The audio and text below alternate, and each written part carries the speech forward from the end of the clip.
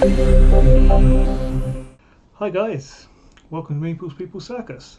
Today we are going to go through a setup and how to play of New Osaka.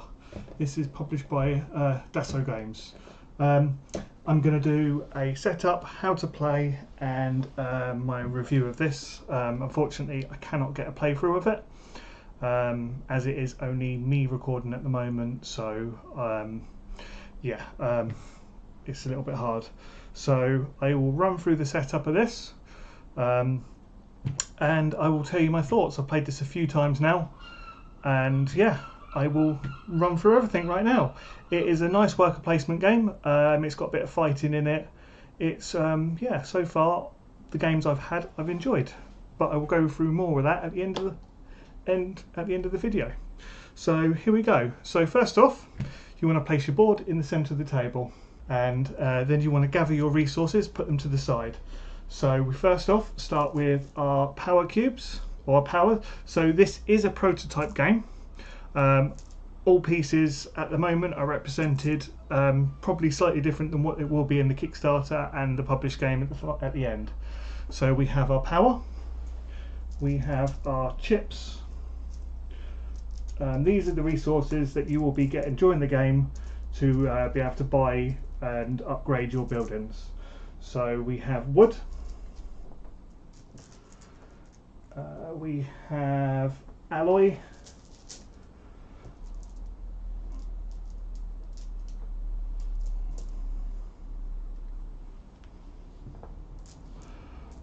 I apologise for leaning over there, and we have plastic. These are your basic resources. These are the ones you can actually gather anywhere on the board. We do have another resource that's here, and then there's something else from your home base that you can gather on the board. I'll go through them in a minute, but these are all the basic resources that you can gather that are already on the board. So then we have these here that are represented of network. We have these here that are representing of energy, and then the last resource for the minute is water. So these ones you will get them by gaining the tiles that have that resource on, and then we have two more resources. We have steel and concrete. So these are your basic, these here are all the resource, or all the actual building and resources that you'll be getting during the game. On top of that we have missiles, and we have the health markers. So these you'll be putting on your character board during the game when you lose fights against either the board or the other players. We have to finish setting up, or they're the resources to put to one side. We have all of our dice.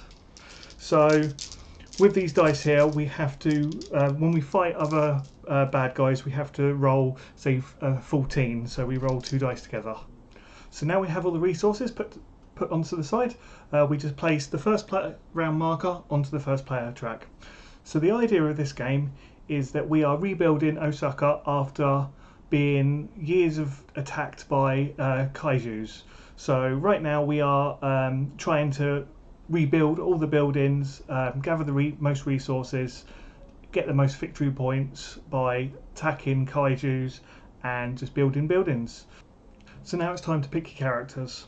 So there are 5 corporations in this game, represented by 5 separate fighting robots. So in this game I'm going to set up for 2, but you can actually obviously have up to 5. So this is the blue character. So you can see they are very detailed minis. Let's run through all the characters.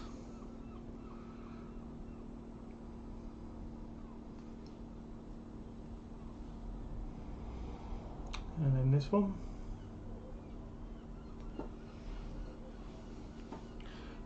This is my personal favourite, the shark guy. And then we have the yellows one is the scorpion. Again, these are so detailed minis. I was hoping to get these painted and do a playthrough video with them all painted, but unfortunately I've got to send the game on and just not got enough time to do it. Hopefully in the future you will see these fully painted minis.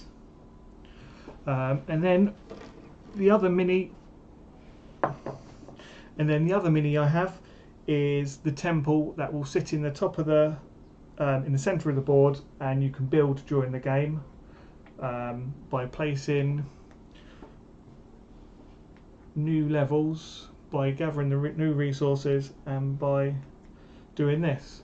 So there is a set amount of there's not a set way to build this, but there is certain things you can't build first. I'll run through that in a bit. So that's that.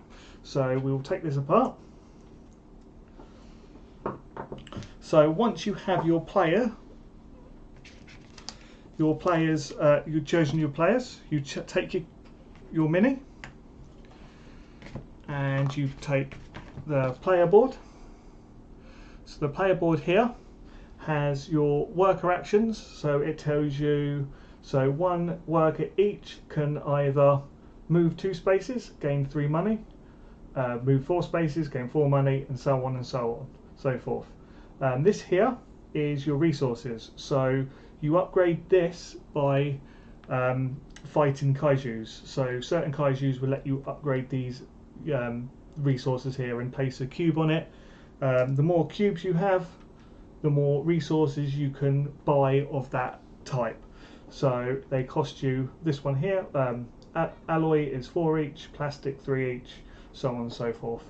So, and then this side here, these are these 3 here are to upgrade your buildings. I will show you that again in a minute.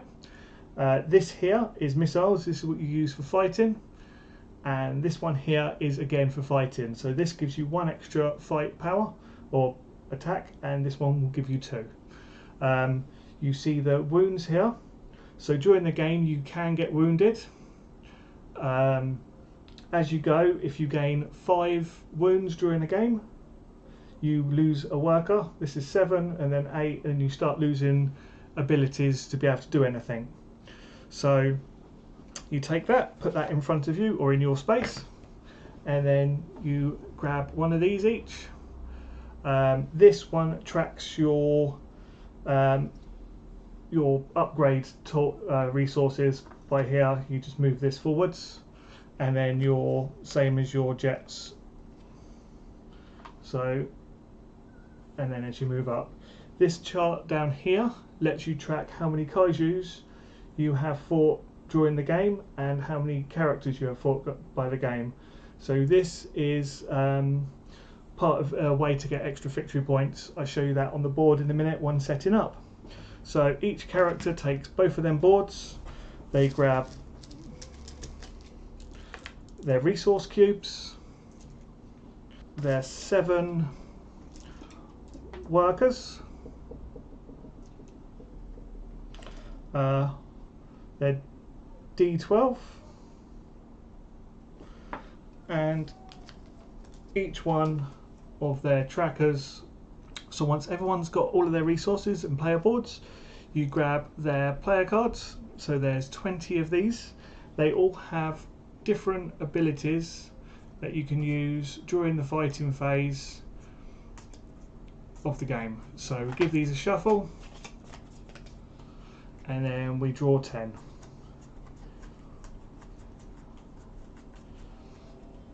So each character has their own unique deck with unique abilities. So this one here, if battle dice value is 4 or 5, you gain 4 extra fight. That's versus a monster, you add an extra 2. So this is kind of a bit of a hope you get the 4 or 5. So we grab them.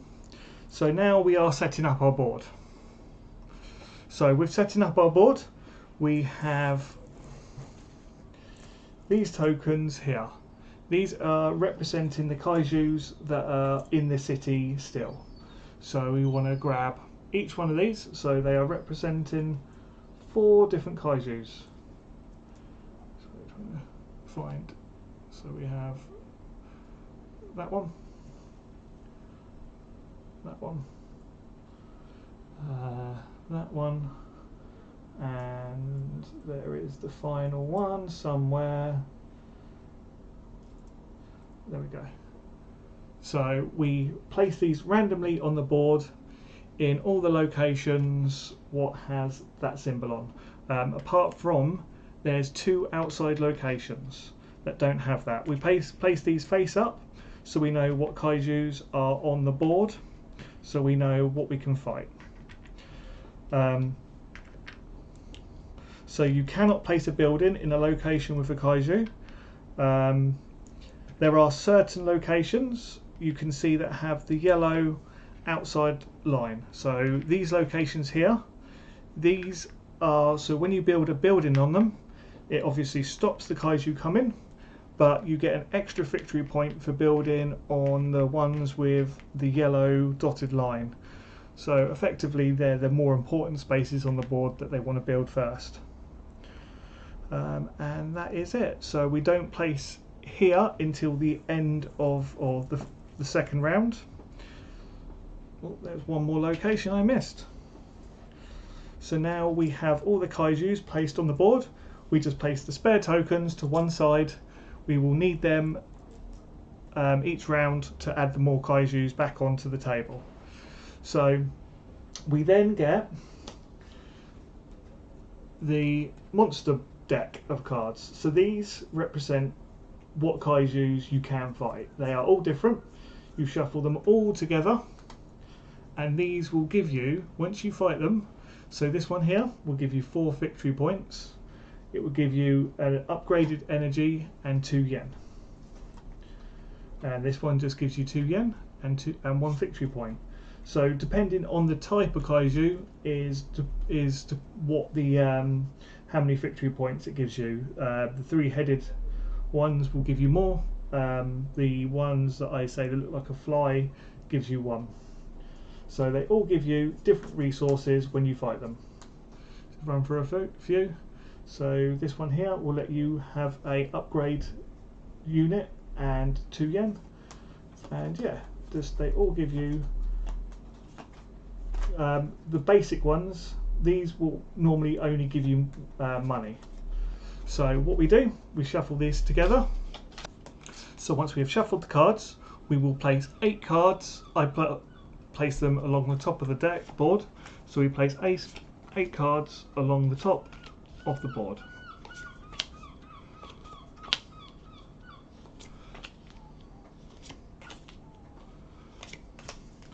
So this represents what monsters you can fight this round.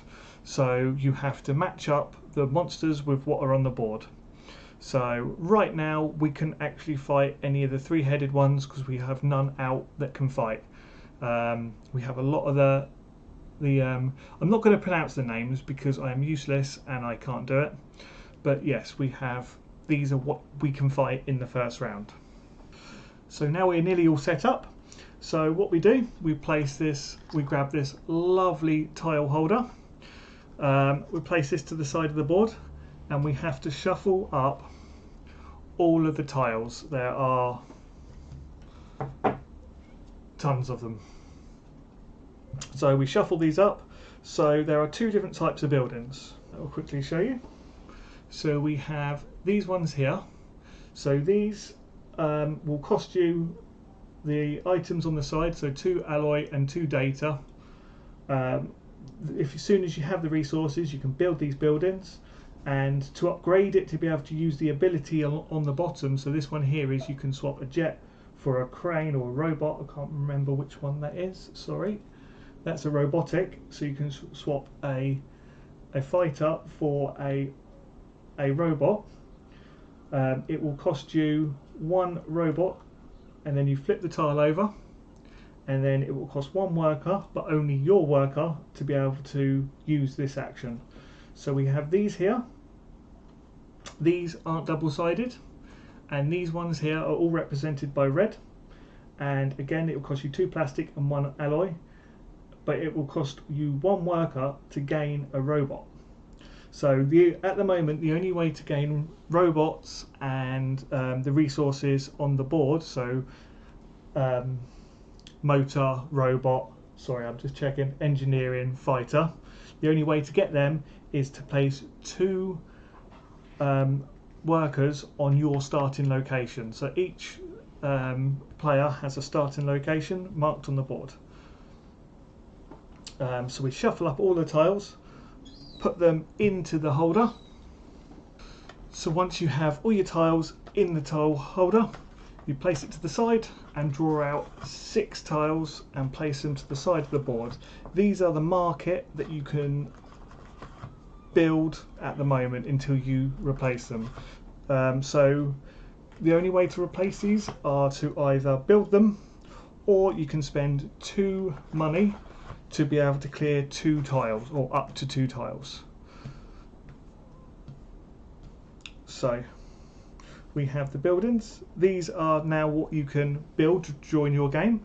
I will run through what they do. So this one here, so once it's fully upgraded, we'll let you either swap a wood for a steel or a steel for a wood.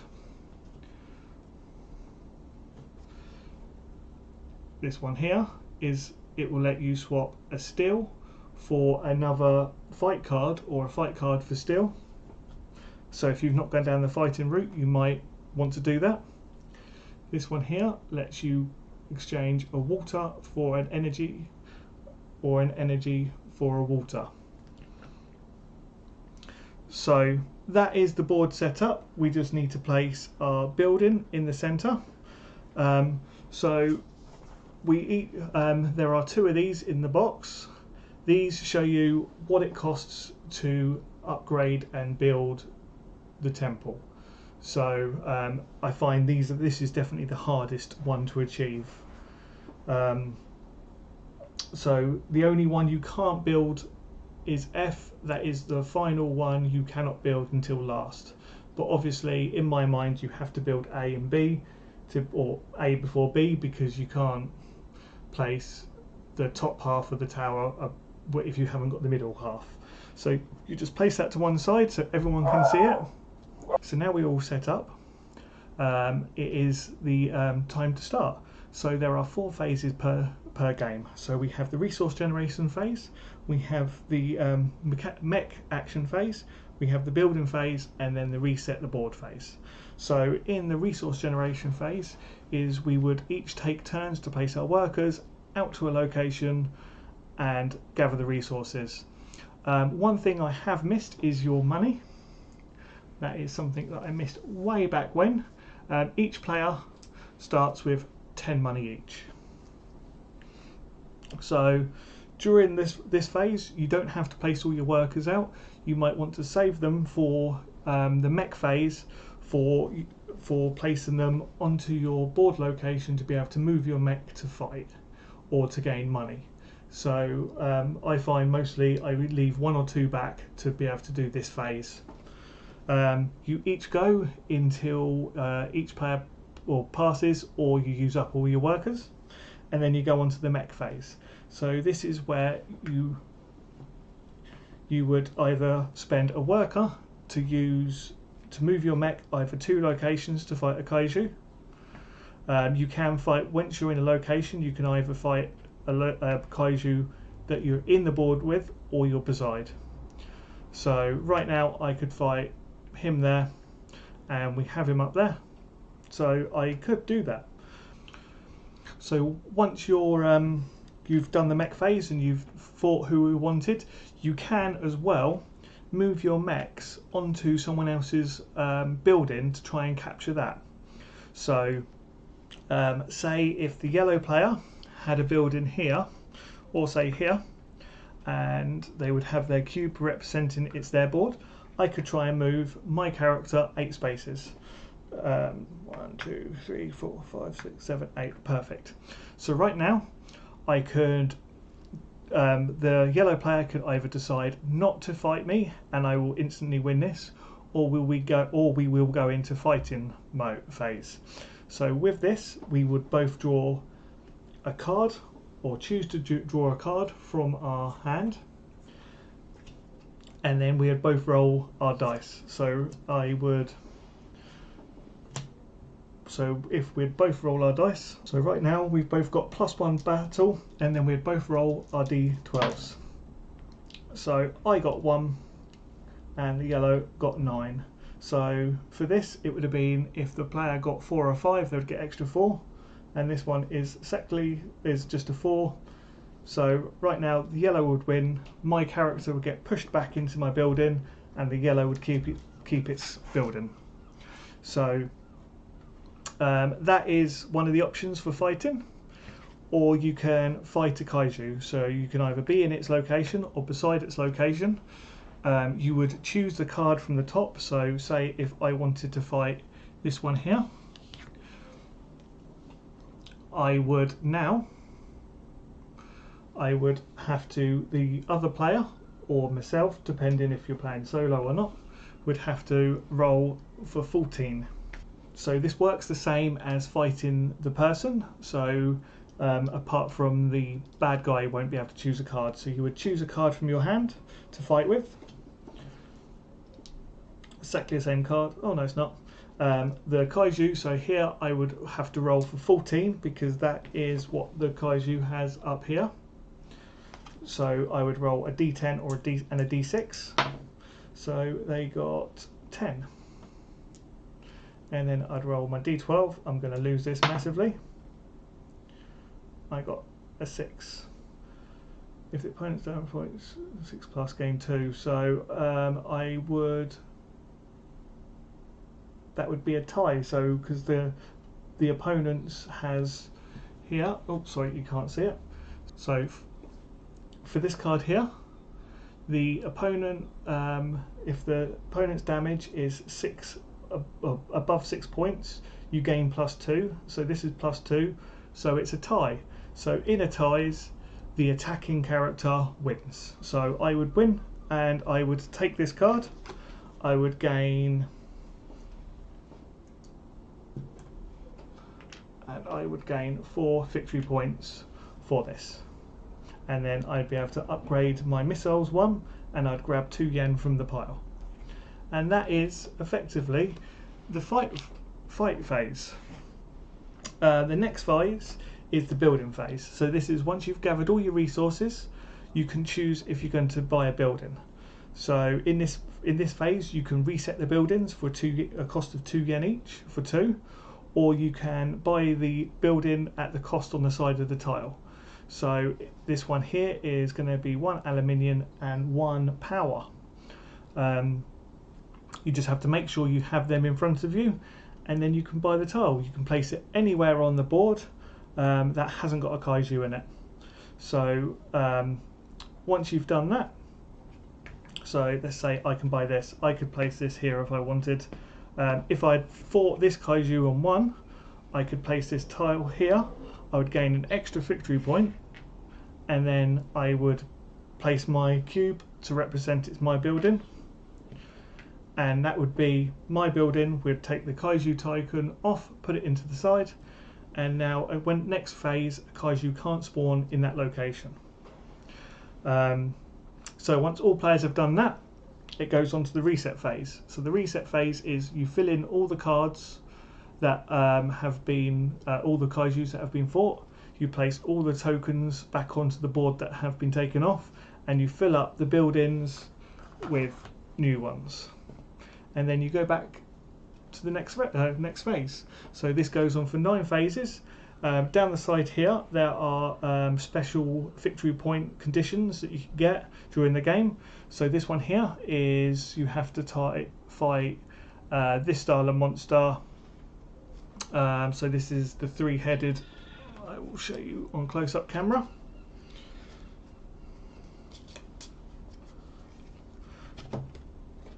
So for this tile up here, you would have to fight this guy. You'd have to fight them 4 times. Once you've done that, you get 12 victory points. The next one is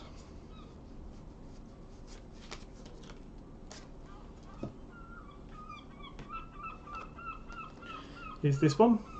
So the next one is you have to fight this guy 5 times to gain 10 victory points. And then this one is you have to fight him 6 times to get 8 victory points. And the final one is the easiest, is you have to fight him 6 times and you only get 7 victory points for fighting him. The next one here is you need to upgrade your buildings, so flip them over to the opposite side 7 times and you gain 12 victory points for that.